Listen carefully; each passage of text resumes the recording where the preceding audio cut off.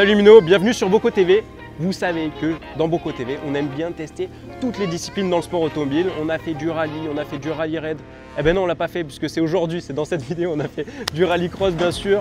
On a testé des monoplaces, on a testé des camions de course, on a testé le drift.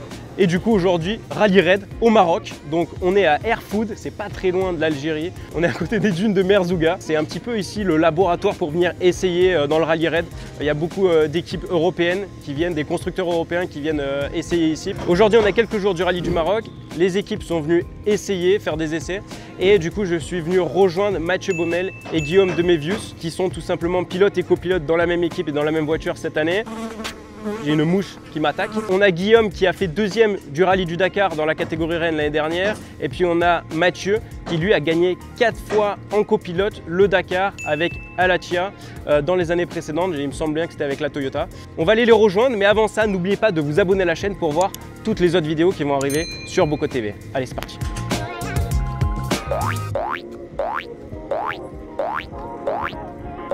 Bon Mathieu, comment tu vas depuis le Boko Kart? Ça va Dorian. Guillaume, écoute, ouais, hein, ça va.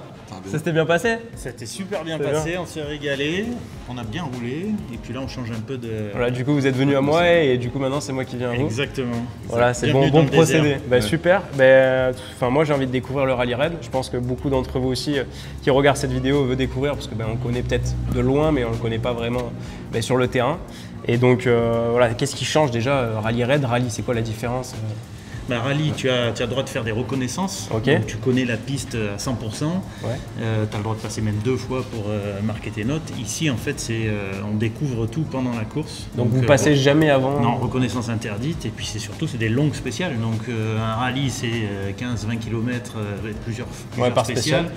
Ici c'est plutôt du 300-400 km tous les jours. Donc tu rencontres dans la même journée différents types de terrains, des dunes, des pistes, du cassant, du roulant, la forêt. Ouais, il y a de tout. Du coup, en fait, vous avez une spéciale où là, vous devez aller faire du point A au point B le plus rapidement possible. Et après, avant ou après, vous avez aussi du trajet. Des liaisons. Des liaisons, un peu comme en rallye aussi au final. Donc une journée, c'est long. Hein. On va prendre le Dakar par exemple. Tu peux avoir un départ à 6-7 heures le matin et tu rentres que à 18 heures l'après-midi. C'est des sacrés... Et ça s'enchaîne. Et ça s'enchaîne toujours, tous les jours, pendant 14 jours. On a commencé à rouler ensemble à une course en Espagne, en mois de juillet. La première course qu'on a fait ensemble. On a gagné. Première victoire. C'est pas mal, c'est beau. De Guillaume. Ouais.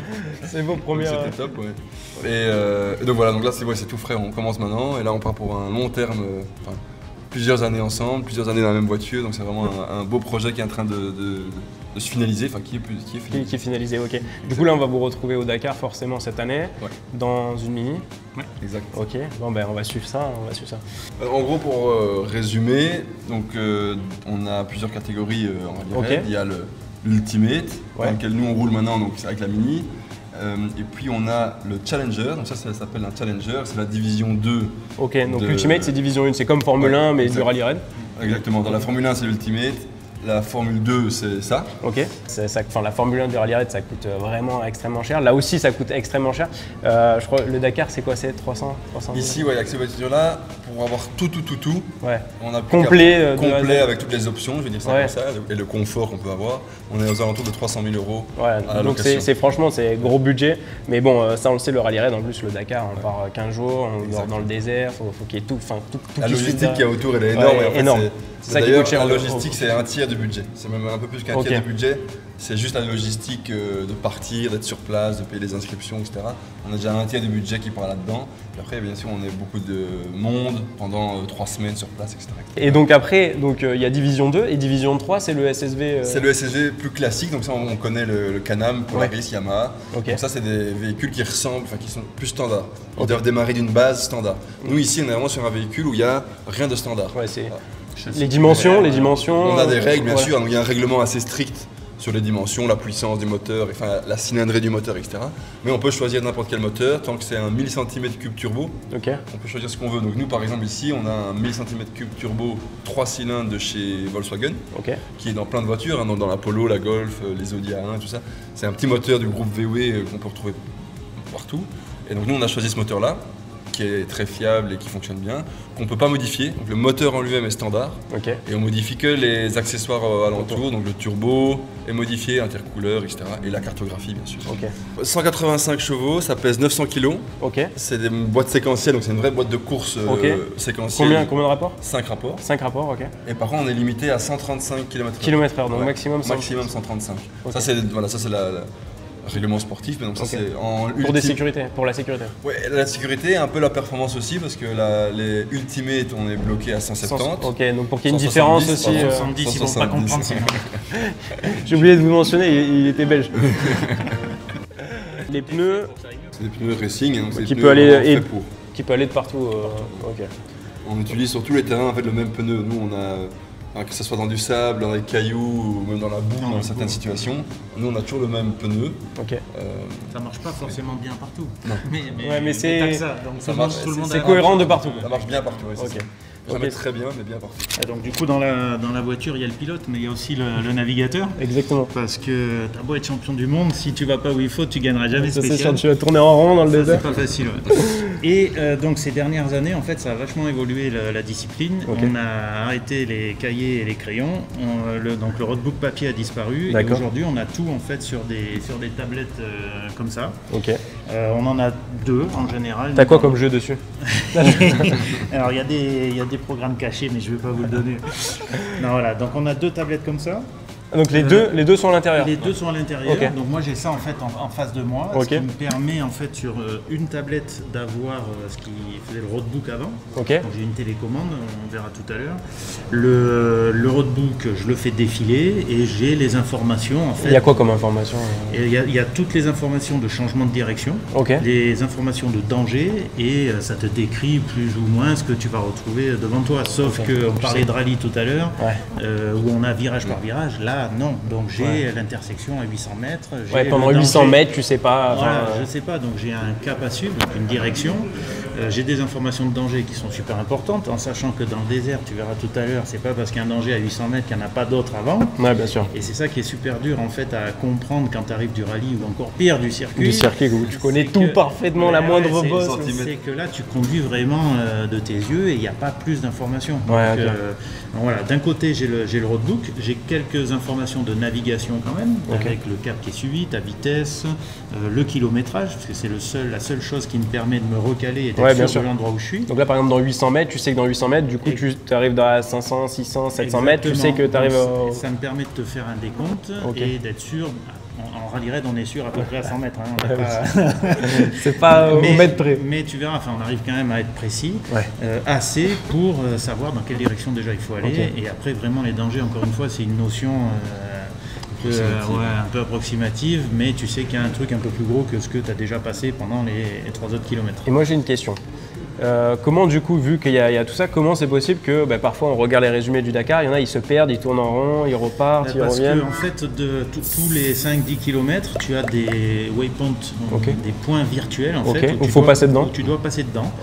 Et ce waypoint, en fait, tu as des informations un peu plus précises qui vont te ramener au centre lorsque tu rentres dans un rayon de 800 mètres, en gros, on va dire, de ce point-là. Donc ça te ramène au centre. Et ça te valide à 30, 50 ou 90 mètres en fonction des waypoints. Il n'y a rien qui le matérialise réellement? Non, rien, c'est vraiment virtuel. C'est juste virtuel. C'est vraiment virtuel. Donc c'est ça qui est compliqué. Et donc je me sers d'une partie de l'écran pour utiliser une trace. En fait, ça enregistre les 10 derniers kilomètres de ce que tu viens de faire. Donc ces 10 derniers kilomètres, ils sont très intéressants. Au cas où tu te perds ou qu'il y a un souci, ça te permet de revenir en arrière sur ta trace. Sur ta trace à toi. Donc tu reprends de là. moitié perdu. Je vois. Ça te permet de revenir en arrière, donc de valider ton dernier point. Du coup, le temps défile. Le temps défile, ça c'est sûr, tu es en spécial, mais ça te permet de valider ce dernier point connu et tu repars en essayant de ne pas refaire ton erreur des kilomètres que tu viens de parcourir. Donc ça c'est le roadbook comme il t'est présenté.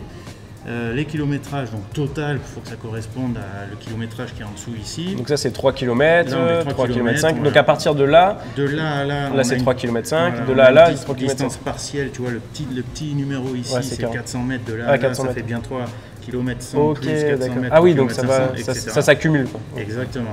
Là il y a des fois 200 mètres tu arrives à être en retard. Ouais. Parce que ça va tellement vite. Tellement vite à côté. Que tu as passé ça, ok, j'ai bien remis à zéro, j'ai validé, je suis passé, je check, je lui explique, je lève la tête. Ouais, c'est 200 mètres, c'est déjà piste, passé. Elle est déjà passée. Ouais. Merde, ok, je suis en retard, donc tu valides pas où il faut, donc tu es décalé. Donc, voilà, c'est vraiment... 400 km comme ça tous les jours.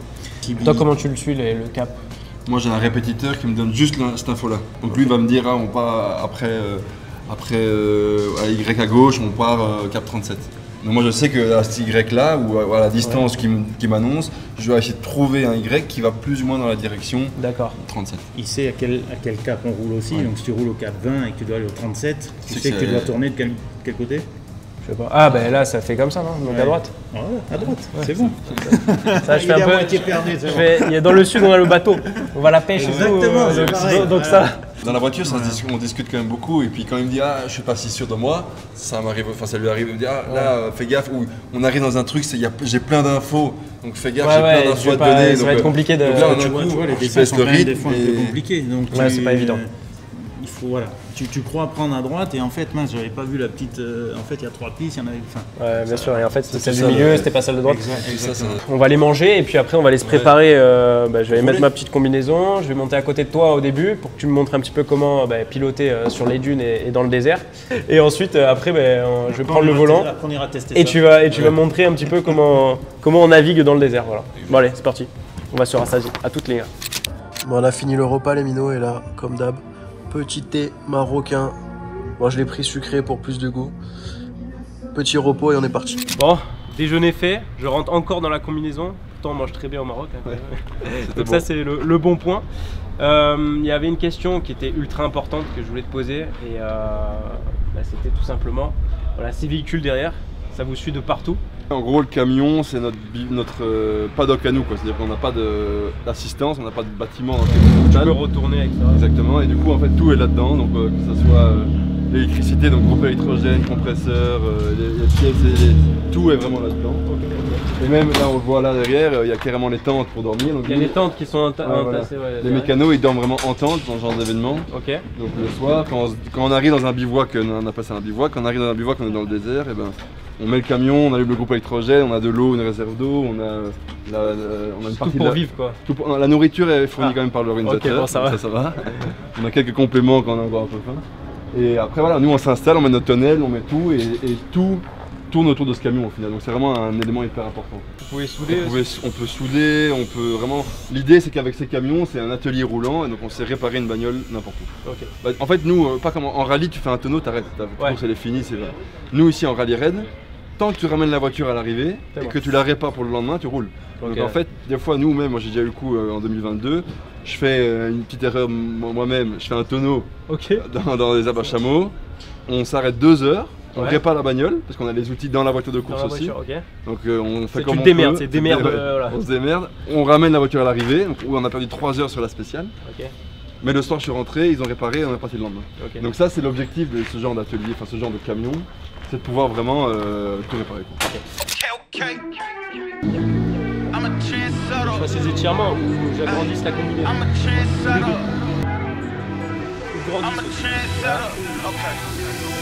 Let go. Hey, okay, I know I'm here to stay.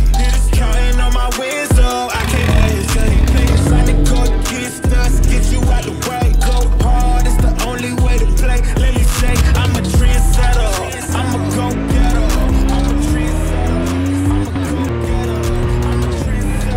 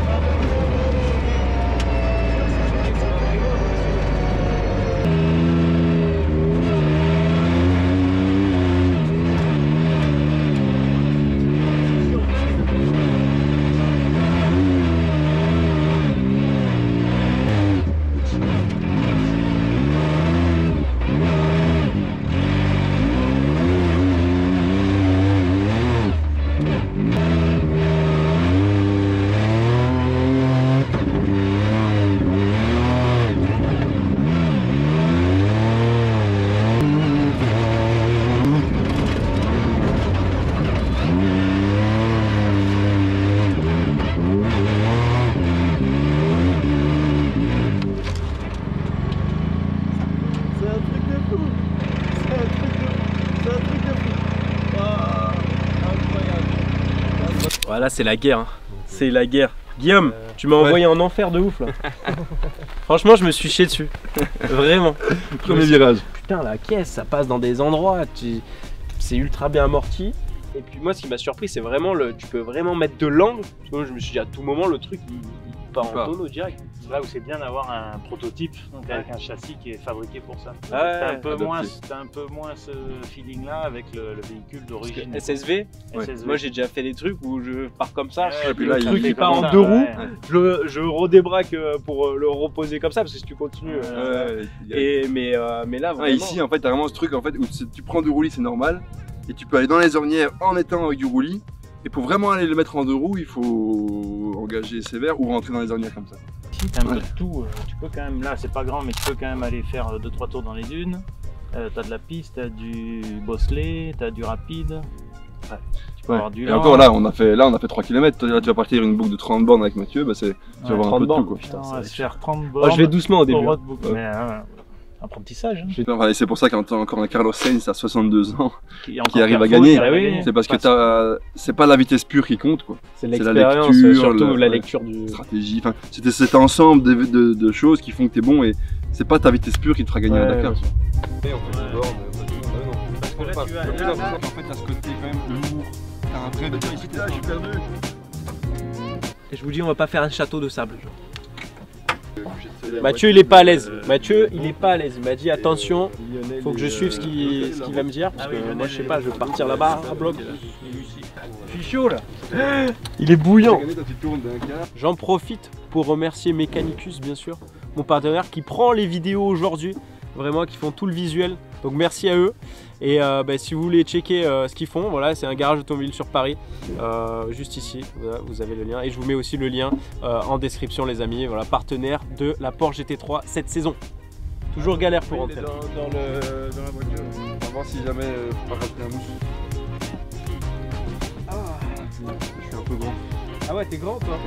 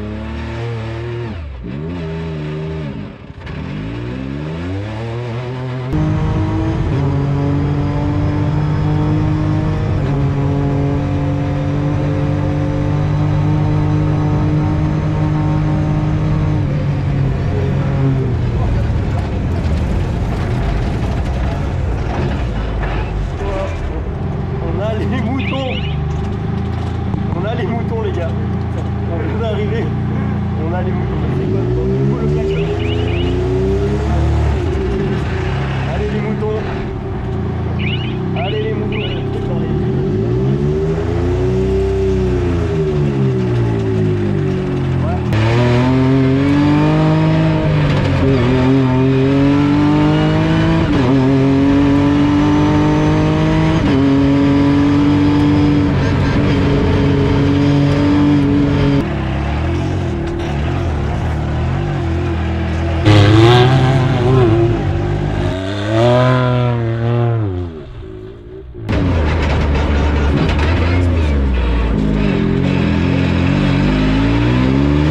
Bon les minots, on vient de se faire cette séance là, c'était juste exceptionnel, j'ai vraiment kiffé. Franchement c'est une super découverte et ça me donne forcément envie d'en faire. Écoute, on va essayer de... Bah, dites-moi dans les commentaires si vous voulez voir dans un rallye raid un jour. On va essayer de monter ce projet là, je sais pas comment encore mais bon. En tout cas le rallycross on est arrivé à le monter, le rallye on est arrivé à le monter, bon voilà on va essayer. Mais franchement gros plaisir. Ici le petit coussin. Quand le pilote il fait une connerie, il s'énerve, il tape fort, comme ça. Et après, il se défoule et il repart nickel. Et puis c'est ça, hein. C'est exactement ça. Ne change rien. Par contre, toi, tu peux pas te défouler. Non, moi j'ai la télé devant qui est pas ici, mais j'ai 2 écrans de télé. Par contre, moi j'ai Netflix. Pendant que tu es énervé, moi, je me détends. Bon, ouais, fin de session. On a tout vu dans cette session. Je veux dire qu'on a été pas mal. Pour un baptême dans le désert, t'as un peu vu tout. Les dunes, les collines et les vallées, les rivières, le défoncé, le rapide. Donc au final, t'as un peu tout vu, quoi. Et on a même été arrêté par un troupeau de chèvres. Un troupeau de chèvres. Et ensuite, on a vu des chameaux et il s'est mis à pleuvoir. Ah ouais, on a pris la pluie aussi. Oui, t'as eu un baptême un peu chaud, toi quand même. Ouais. Mais bravo. Non, franchement, c'était vraiment cool. Et puis pas évident là dans les dunes. Tu m'as dit un truc tout à l'heure quand on voyait qu'il y avait des crottes de... Ah ouais, c'est ça. Dans les dunes, en fait, quand les chameaux se promènent, eux, ils vont toujours là où c'est dur. Ok, pour pas s'enfoncer. Ça te donne, la route. C'est comme le petit poussé, faut suivre ça. Donc si ça correspond au cap qu'on doit suivre, c'est tout bon. Franchement, merci beaucoup. Je me suis régalé. Ouais, donc si t'es partant, on se fait une petite baja. Allez, nickel.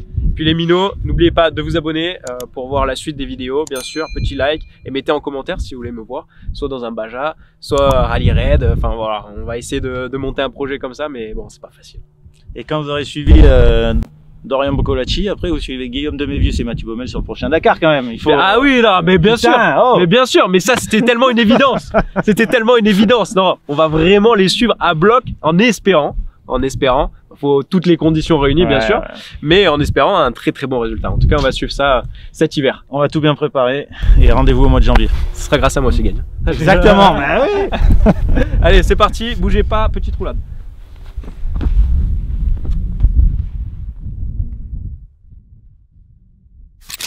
Les minots, aujourd'hui, on est allé voir Mathieu et Guillaume faire leurs essais avec la Mini. Du coup, il y a le box là avec les Mini, donc c'est pas la même Mini que ta Gadi, tu vois, prendre pour aller, je sais pas, faire les magasins par exemple. Là, ça n'a rien à voir. Là, c'est une Mini de traverse les dunes, le désert, tout ce que tu veux, les montagnes, tout. Il y a les 2 caisses. Je vais aller directement sur celle-là pour que vous voyez un petit peu. Les roues ultra grosses. Vraiment, c'est un truc de malade. Je sais pas si vous voyez vraiment la hauteur là, ça fait quasiment 1 mètre, 37 pouces. C'est fait pour avaler tout ce qui se passe devant. Voilà.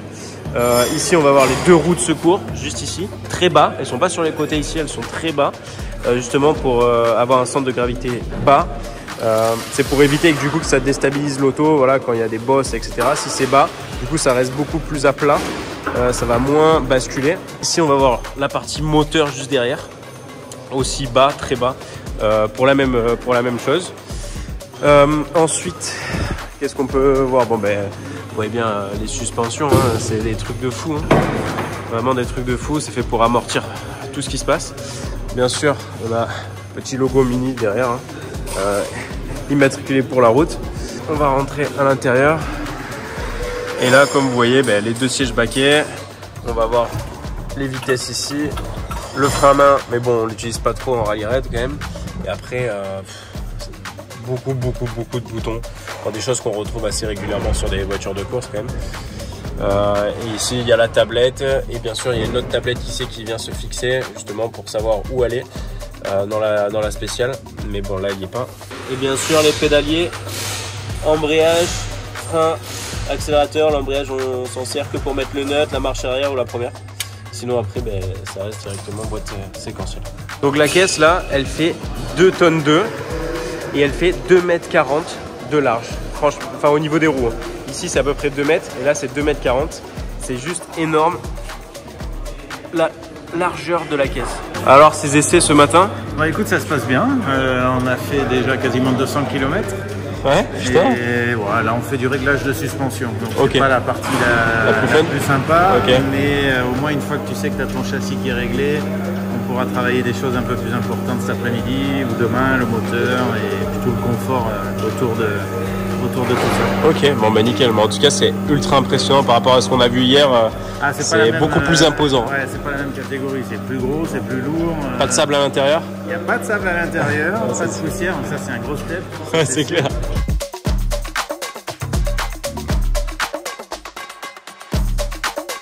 Bon, Guillaume, alors cette séance ce matin? C'est pas mal, on travaille bien là. On avance petit à petit, mais c'est chouette de pouvoir développer et travailler sur la voiture.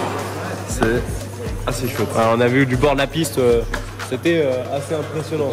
Pas autant que quand j'étais à l'intérieur hier, mais bon, j'imagine que là, ça doit être encore un truc de ouf. J'ai oublié de vous dire, les minots, devinez combien on peut mettre de litres d'essence, de gasoil, pas d'abord, à l'intérieur. On peut en mettre 500 litres. C'est là. On voit pas grand chose, mais là, t'as le réservoir. Ok.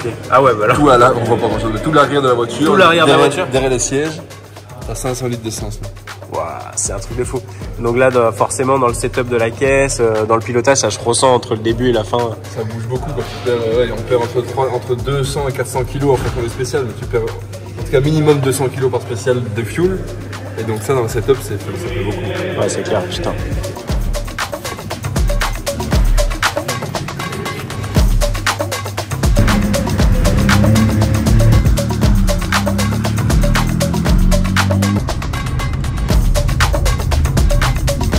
Mocassin, tranquillement.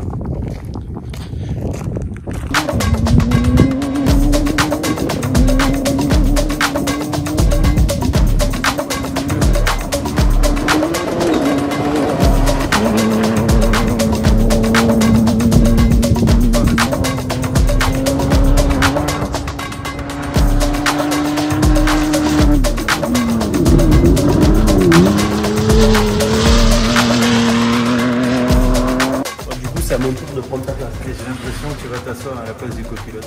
Tu te souviens, à gauche, à droite? Ouais, je me souviens. Putain. Voilà. Allez, c'est parti. On va prendre un petit peu de sensation. Donc comment ça fonctionne cette histoire là? Donc en fait, j'ai plus de crayon et j'ai plus de papier. Tout se fait avec une télécommande. Ok. Et en gros, je contrôle la distance totale et partielle ici de mon roadbook avec ce petit bouton Reset Trip. Donc là, je remets à 0, il y est déjà. Je marque, tu vois, la case où je viens de passer et ensuite je fais défiler mon roadbook. Bon, là il n'y a rien, c'est tout blanc. Ok, donc ça défile avec les kilomètres. Exactement, kilomètre total, kilomètre partiel, donc le partiel d'une case à l'autre. Ok, donc là tu as fait 8 km de spécial. Exactement. Et la prochaine truc qui se passe c'est dans 1 km. Dans 1 km, exactement. Okay. Et là, bon, il n'y a rien parce que c'est un roadbook de. Et ça c'est pour suivre le cap, ça c'est suivre le cap. Alors en jaune c'est le cap que tu suis actuellement. Ok. Et le cap ici avec la flèche, c'est, tu te souviens, les waypoints virtuels. Ouais. Donc là ça voudrait dire que tu es dans le rayon de ton waypoint. Dans le rayon. Ça va t'amener au centre, donc dans 3529 km. Ok. Au 472, tu vas y arriver. Ok, donc c'est un peu loin quand même. Non, ouais, ça c'est vraiment pour la démo. Vmax 170. Ok. On a eu 0 waypoint et le prochain, c'est celui-là, mais tu l'auras pas non plus.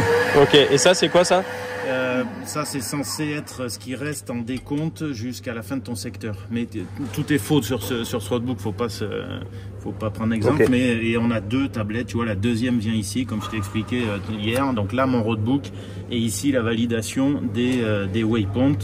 Donc tu aurais quelque chose qui ressemble à ça. Oh, ça tu vois, j'ai un waypoint que je dois aller chercher, qui est encore blanc, qui n'est pas validé. Il va devenir noir quand je l'ai validé.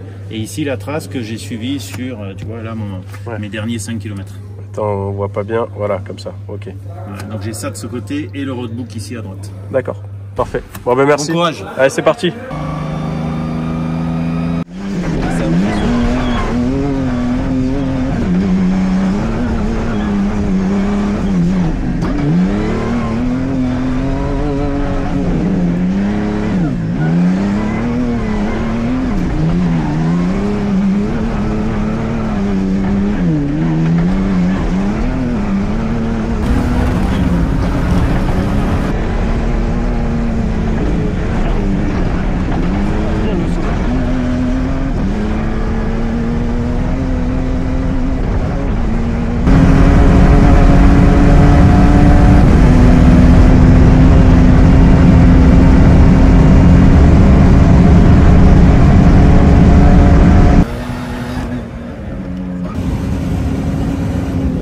choqué, ce mec est fou les gars.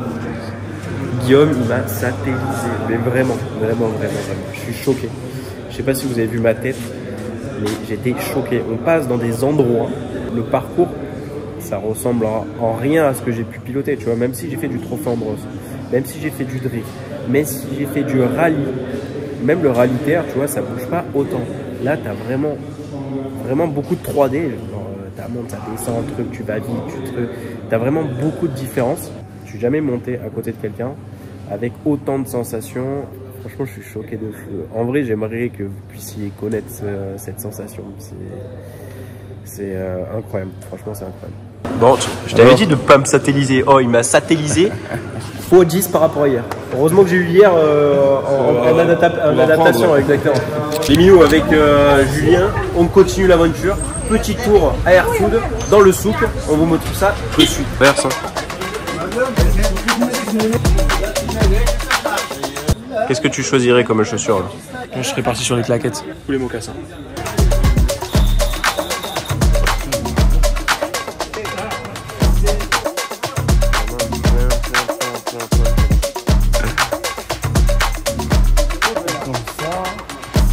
C'est la technique. Par contre, on le prend, mais nous après on sait plus le faire. Et tu ouvres généralement comme ça. Moustapha Couscous. Voilà, Moustapha Couscous. Voilà. Et toujours célibataire. Toujours.